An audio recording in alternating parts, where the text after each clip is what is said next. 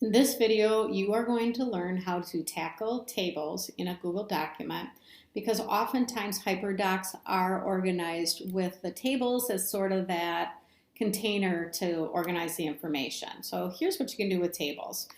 You want to become primarily familiar with the table menu. So if I click on this table menu at the top, you can see all kinds of different options here.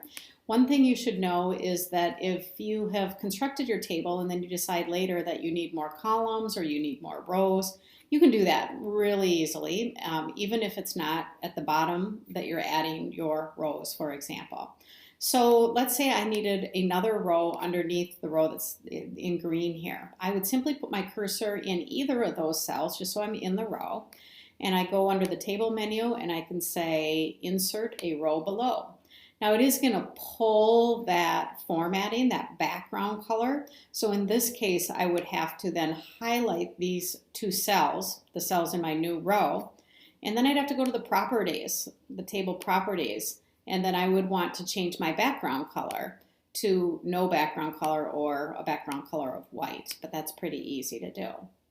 So another thing that people often want to do is they don't always want to have a pure table that has 2 columns and 8 rows. They may want one of their rows to be merged so that there's not 2 columns in that row. Easy enough to do. You can highlight those 2 cells that you want no longer want to have 2 columns. You go under the table menu and there is a merge cells option. So I'm going to do that. And when you merge the cells, it just does exactly that. It puts the text together, and now I have just 1 column instead of 2.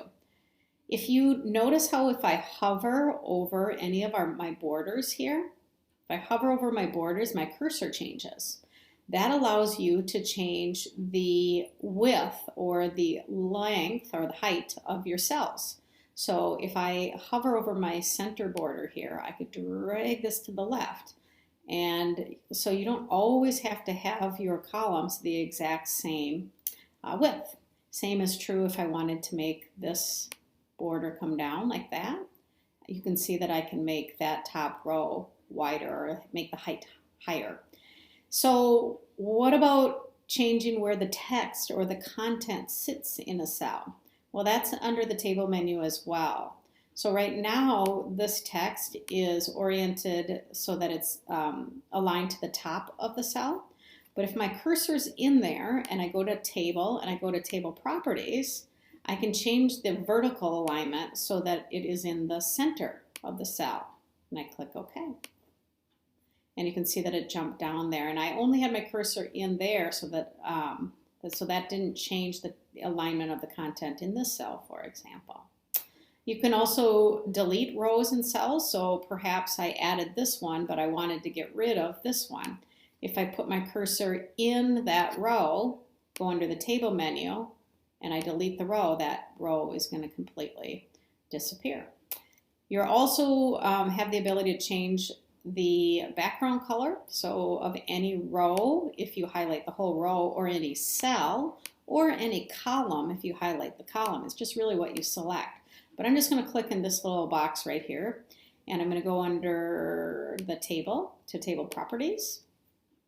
I'm going to choose a totally different color, make it a pink one, and I click OK.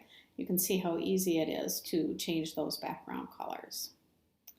Now the last little nifty trick that I wanted to show you is that you can actually put tables inside of tables. So let's say I had to have a list inside this particular table, I could put my cursor in there, and I could go up to my table menu, and I could make a 4x4 table. I'm going to try that, see what that looks like. So, and then I could start to put content in each of these cells. So I'm going to get my cursor in there to, oh, I have a feeling that my text is white. That's why it wasn't showing up. So I'm going to get some content in all of these cells. Okay, and keep in mind that if it looks weird to have a table within a table, but you want to have a list of this nature, you could possibly highlight the table inside of the other table, and you could get rid of the border. So if I go table, and I said table properties, this is selecting the internal table, And if I did not want to have a border, I could change that to 0 point, which is basically invisible. So I could have some organization within that table, but that occurred because there was another table inside, but I removed the border to make it not so obvious and it looks a little bit cleaner.